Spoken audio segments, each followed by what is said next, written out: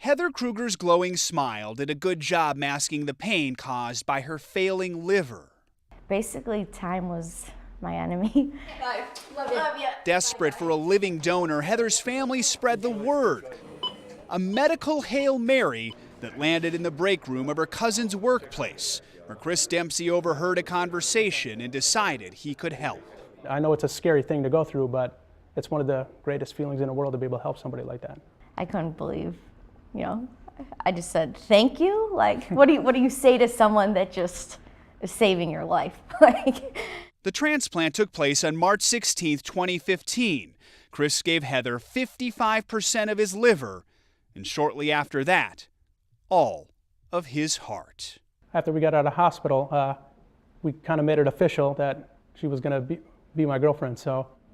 Turns out sometime between the first time they met and the surgery, Chris and Heather discovered they were a match in more ways than one. Just everything was about me, and he's so concerned about me, and I'm like, wow, I just met him. Just how sweet he was. I was just thinking like, wow, this could work. Last month, Chris had one more thing to give Heather, an engagement ring. Needless to say, his future in-laws were already impressed. You will not get a better man out there.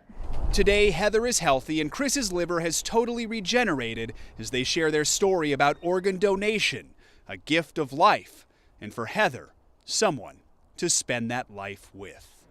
Joe Fryer, NBC News. This is what friendship sounds like.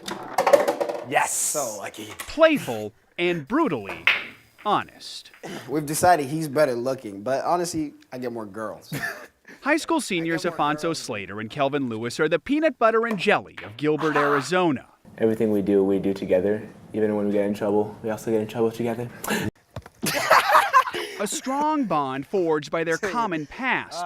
You see, both were born in Mozambique, Africa, and both ended up in the same orphanage after the AIDS crisis took Afonso's parents and Kelvin's mom. I really miss my mom. When she passed away, I was very sad.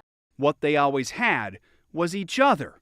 Even when Afonso moved to Arizona to live with his new adopted family, they were quickly reunited because Kelvin just happened to be adopted by another family from the same town. It's almost impossible that two little boys out of 1.5 million orphans in Mozambique would land in Gilbert, Arizona, a mile apart from each other. While it's hard to understand how their lives continue to intersect, it's easy to see why their friendship endures. A lot of people, when they go into something, they're like, no one understands me, but Afonso is the one who understands me, because whatever I went through, he went through it. And their story's not over. They'll now attend Brigham Young University together. This is truly a lifelong friendship, right? His dad says it's an eternal friendship, and we're eternal friends. Buddies who defied the odds and never let go. Joe Fryer, NBC News, Gilbert, Arizona. From the mountains of Colorado, Dear Sajida, Helga Kissel writes a letter to a refugee overseas. It is never easy to have to leave one's homeland. Her heartfelt note will accompany a care package, which she and her husband Leo are sending, returning a favor 70 years in the making. You see, at the end of World War II, when Helga was 16, she too became a refugee. As the Soviets marched into Berlin, she and her mother narrowly escaped.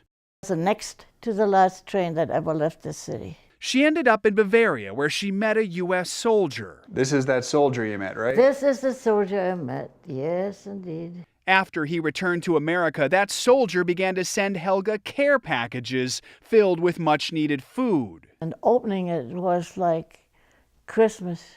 It was just unbelievable. Helga and the soldier exchanged more than 100 letters and eventually exchanged vows. So, Leo, you must have liked her a lot? I guess I did. I still do. Now Leo and Helga are sending their own care package to 16-year-old Sajida, who lives in Jordan after fleeing Syria. A camera captures the moment she opens the box and reads Helga's letter. A moment later watched by the Kissels. I got tears in my eyes, I know that. Overwhelmed, Sajida thanks Helga, saying she made me feel like I exist. Oh, you exist. Here I am, an old lady, be able to give a little bit of comfort to such a young person who has all her life ahead of her. Helga knows firsthand just how wonderful that life can be. Joe Fryer, NBC News, Colorado Springs.